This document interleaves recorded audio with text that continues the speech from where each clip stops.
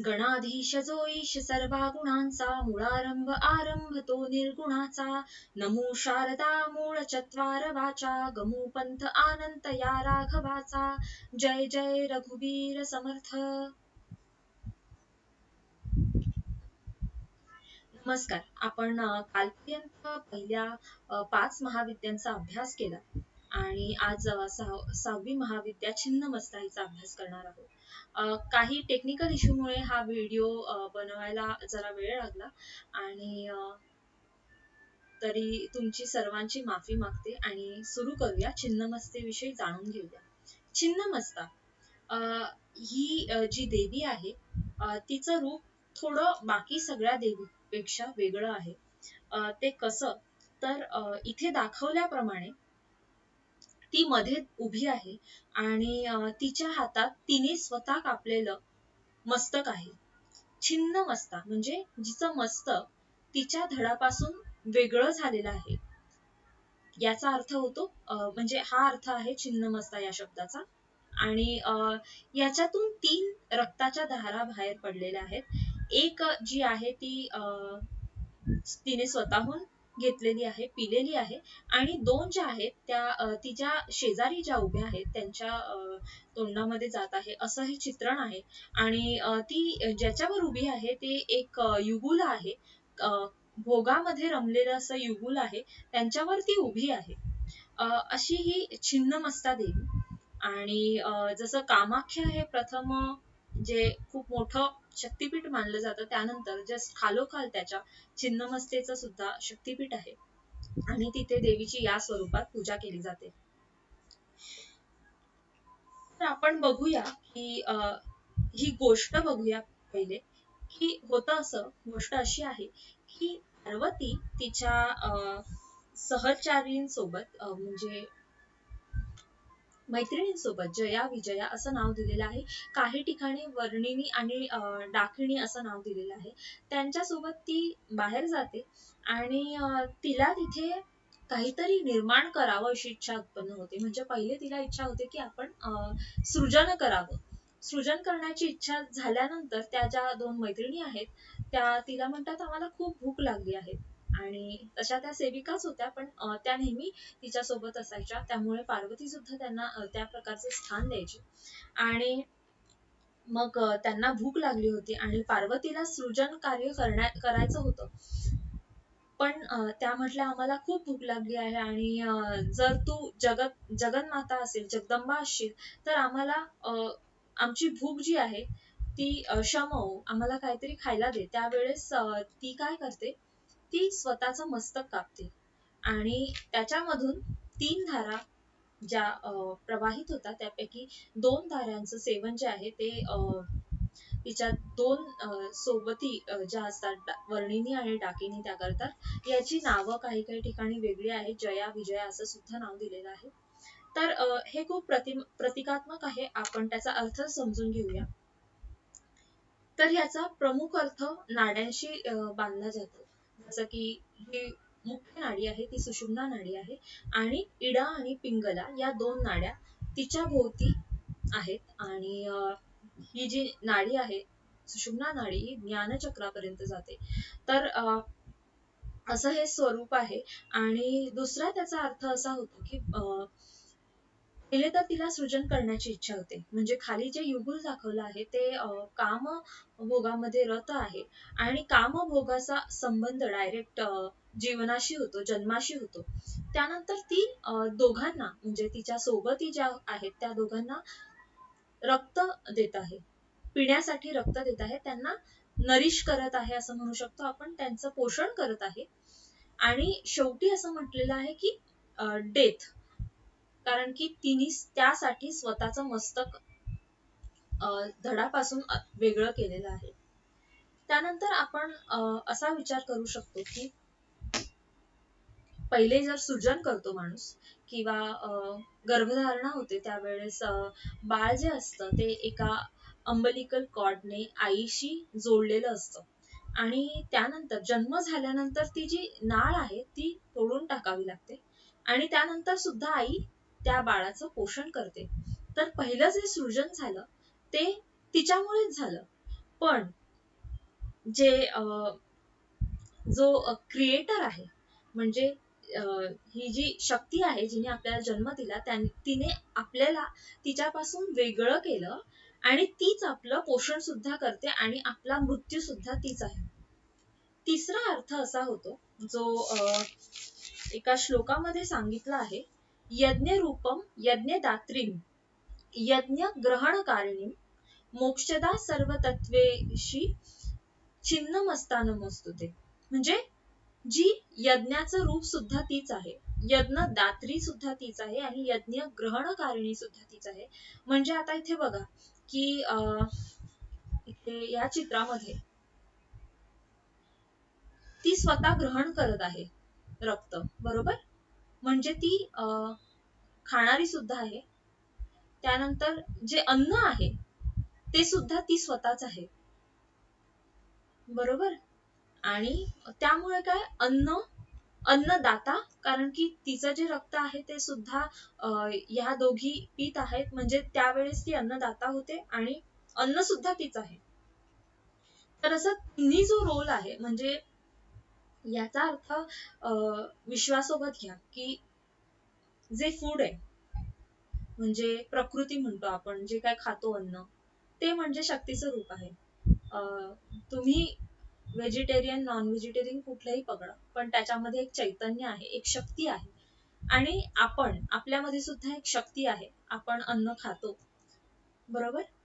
अन्न खाणारा आणि अन्न स्वतः आणि अन्नदाता, म्हणजे काही जे फूड आहे ते आपण दुसऱ्यांना देतो, जसं की आपण आपल्यावर सुद्धा जगणारे दुसरे प्राणी आहेत, किंवा काही प्राण्यांवर दुसरे प्राणी जगतात म्हणून ते दाता सुद्धा होतात. किंवा आपण गाईचं दूध घेतो, गाय ही त्यावेळेस दाता होते आणि दूध आपण पितो, त्यामुळे ती सुद्धा एक शक्ती आहे. म्हणून अन्न देणारी, अन्नदात्री सुद्धा तीच आहे. जे ग्रहण करणारी जी आहे ती सुद्धा तीच आहे. आणि अन्न स्वतः हे सुद्धा तीच आहे. म्हणजे तिन्ही रोल तिचेच आहेत. आणि याच्यामध्ये काय आहे की एक तत्व जे आहे की सगळीकडे प्रकृतीच आहे, आपण कोणीच नाहीये, करता तीच आहे, पोषण करणारी तीच आहे, आणि जे काही घडत आहे ते सुद्धा तिचं स्वरूप आहे. ही एक धारणा आपली निश्चित होते. त्यानंतर चौथा पॉइंट असा आहे की तिने स्वतःचं मस्तक कापलं, आणि मस्तक हे जे आहे ते अहंकाराचं प्रतीक आहे. आणि त्यानंतर ती एका युगुलावर उभी आहे, म्हणजे जे तिला सृजन करण्याची इच्छा होती, तर ती त्या युगुलावर उभी आहे. म्हणजे जे काही कामवासना आहे त्यांच्यावर विजय मिळवल्यानंतर छिन्नमस्तीची साधना होते, असा याचा प्रतिकात्मक अर्थ आपण घेऊ शकतो. त्यानंतर तिचा संबंध जो आहे तो इंद्राणी सोबत जोडलेला आहे. आता इंद्राणी ही जी आहे ती दुर्गा सप्तशतीमध्ये अष्टमातृकांमध्ये येते, आपण कालही त्याचा अभ्यास केला. तर आपण बघा की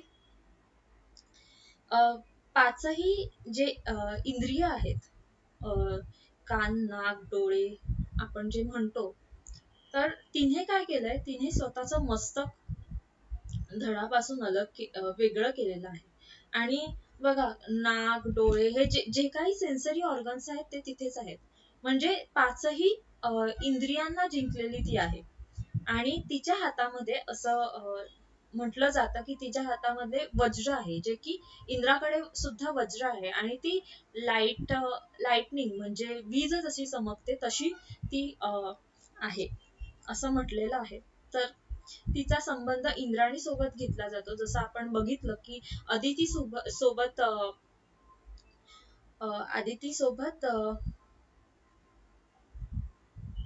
भैरवीचा संबंध आहे, त्याप्रमाणे छिन्नमस्ती सोबत इंद्राणीचा संबंध आहे. आणि त्याच्यानंतर आपण बघितलं की ती वेगवेगळ्या महाविद्येचा वेगवेगळ्या ग्रहांशी संबंध येतो. तर हिचा संबंध राहू सोबत आहे. आता राहू झालं असं की कश्यप आणि दिती यांना एक मुलगी होती, आणि तिचं नाव होतं सिंहिका, आणि सिंहिकेचा मुलगा होता स्वरभानु. अमृतासाठी जेव्हा सागर मंथन झालं त्यावेळेस विष्णू मोहिनी अवतारात प्रकटले आणि त्यांनी अमृताचा जो कलश आहे तो स्वतःच्या हातात घेतला. त्यांनी दानवांना साधारण काहीतरी दिलं आणि देवांना ते अमृत देऊ लागले. त्यावेळेस स्वर्गानुला लक्षात आलं की हे काहीतरी वेगळं होतंय, म्हणून तो वेगळं रूप धारण करून देवांच्या रांगेत येऊन बसला. आणि जेव्हा तो आला त्यावेळेस त्याने ते अमृत प्यायलं. नंतर लक्षात आलं की हा तर दानवांच्या कुळातला आहे. त्यावेळेस विष्णूंनी पटकन आपल्या चक्राने त्याचा शिर जे आहे ते धडापासून वेगळं केलं. आता झालं असं की त्याने आधीच अमृताचं सेवन केलं होतं, त्यामुळे जरी शिर त्याचं कापलं तरी सुद्धा तो जिवंत होता. आणि त्याचं जे मस्तक आहे ते सिंहिकेने घेतलं. मस्तक सिंहिकेने घेतलं, जी राक्षस कुळातली होती. आणि तिने त्याला पुनर्निर्माण केलं आणि त्याला सर्पाची शेपटी लावली. तर हा जो झाला त्याला म्हणायचं राहू. आणि त्याच्यानंतर जो दुसरं उरलेलं जे त्याचं शरीर होतं ते घेतलं मिनी नामक एका ब्राह्मणाने आणि त्याने त्याचे संस्कार करून त्याला पुन्हा एक मस्तक दिलं, जे की नागाचं होतं. आणि त्याला आशीर्वाद मिळाला की तो ज्याही घरात असेल तिथे मोक्ष म्हणजे ते घर मोक्ष देणारं बनून जाईल. तर अशी ही कथा आहे. तर राहू जो आहे तो अर्थातच सिमिकेने वाढवलेला आहे आणि त्याच्यामध्ये मटेरियलिस्टिक ज्या डिझायर्स आहेत त्या सगळ्या त्याच्यामध्ये येतात. भय येतं. तर ज्या वेळेस राहूचा काही दोष असेल त्यावेळेस छिन्नमस्तीची आराधना करावी असं सांगितलं जातं. त्यानंतर प्रत्येक एका महाविद्येचा संबंध एका विष्णू अवताराशी आहे असं आपण बघितलं. वेगवेगळ्या तंत्रामध्ये हा संबंध वेगवेगळा मानला जातो. तोडर तंत्रामध्ये छिन्नमस्तेचा संबंध हा नरसिंहाशी मानलेला आहे. आता नरसिंहाचा अवतार आपण जर बघितला तर अर्थातच जे त्याचं जे शरीर आहे ते माणसाचं आहे आणि जे मस्तक आहे ते आहे सिंहाचं. तर याचा संबंध छिन्नमस्तेशी मानले गेलेला आहे. त्यानंतर गुह्य तंत्रामध्ये छिन्नमस्तेचा संबंध जो आहे तो परशुरामाशी मानला गेलेला आहे. जसं की परशुरामांनी आपल्या आईचा म्हणजे रेणुकेचं मस्तक उडवलं आणि त्यानंतर परत जमदग्नीकडून परत आईला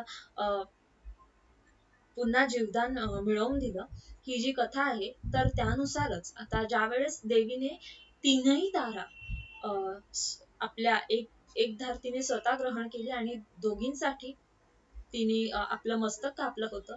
त्यानंतर त्यांची भूक शांत झाल्यानंतर तिने आपलं मस्तक परत आपल्या धडाला लावलं आणि ती पुन्हा नॉर्मल झाली. म्हणजे तिला पुन्हा अर्थात ती मृत्यूकडे गेलीच नव्हती, कारण ती तिची एक लीलाच होती. तर अशी सगळी गोष्ट जी आहे ती रेणुका मातेसोबत सुद्धा अगदी हुबेहूब मॅच होते. तर त्यामुळे गुह्य तंत्रामध्ये छिन्नमस्तेचा संबंध हा रेणुका मातेशी म्हणजेच परशुराम अवताराशी मानला गेलेला आहे. यानंतर आपण एक संत वसिष्ठ काव्यकंठ गणपती मुनी यांच्याविषयी जाणून घेणार आहोत. तर वसिष्ठ काव्यकंठ गणपती मुनी यांच्या नावातच आहे काव्यकंठ. त्यांनी अनेक काव्यांची रचना केली आहे आणि ते रमण महर्षींचे शिष्य होते. रमण महर्षींबद्दल आपल्यापैकी बऱ्याच जणांना माहिती असेल किंवा ऐकून तरी असा. रमण महर्षींकडनं त्यांनी दीक्षा घेतली, त्यांना अनुभव प्राप्त झाला आणि ज्यावेळेस त्यांना अद्वैताचा अनुभव प्राप्त झाला त्यावेळेस त्यांनी रमण महर्षींनी त्यांच्याकडे गुरुदक्षिणा मागितली. गुरुदक्षिणा म्हणून हे जे गणपती मुनी आहेत त्यांनी उमा सहस्र नावाचं जे काव्य आहे ते त्या क्षणी रचलं आणि गुरूंकडे समर्पित केलं. आणि त्याच्यानंतर मग गुरूंना त्यांनी विचारलं, तुम्ही जसं मला सांगितलं तसंच मी बोललो का म्हणून.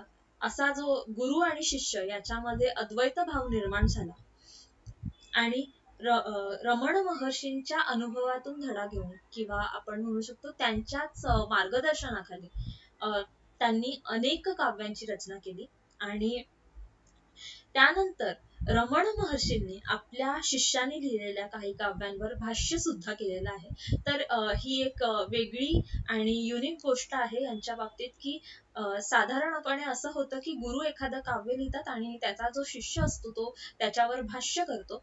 तर यावेळेस रमण महर्षींनी गणपती मुनींच्या काव्यावर भाष्य केलेलं आहे. गणपती मुनींनी अनेक ग्रंथ किंवा आपण म्हणू शकतो काव्य संस्कृत मध्ये रचले. काही स्तोत्र रचले आहेत त्यांनी, अनेक स्तोत्र रचले आहेत आणि भारत चित्रमीमांसा रचला आहे.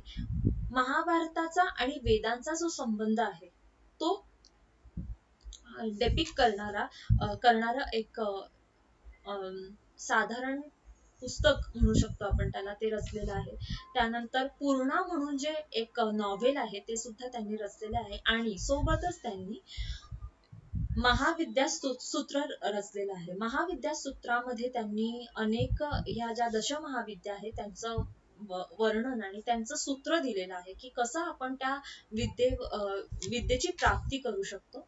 त्याच्यामध्ये छिन्नमस्ता, आता छिन्नमस्ता जी आहे ती काली कुलातील शेवटची विद्या आहे. म्हणजे कालीला आपण चंडी म्हणतो तर छिन्नमस्ता ही प्रचंड चंडी आहे. आणि हे जे गणपती मुनी आहेत त्यांनी हिच्यावरच प्रचंड चंडी त्रिशती असं एक 300 श्लोकांचं एक काव्य रचलेलं आहे. आणि ते सुद्धा देवीचे म्हणजे शाक्त संप्रदायातले उपासक होते. तर आपण आज यांच्याविषयी जाणून घेतलं. आणखीन तसं आज बरंच झालेलं आहे आणि काही टेक्निकल इश्यूमुळे मला हे सगळं मॅनेज करायला पण थोडा वेळ लागला. तर आपण आज इथेच थांबूया. ओम पूर्णमदः पूर्णमिदं पूर्णात् पूर्णमुदच्यते पूर्णस्य पूर्णमादाय पूर्णमेवावशिष्यते. ओम शांती शांती शांती.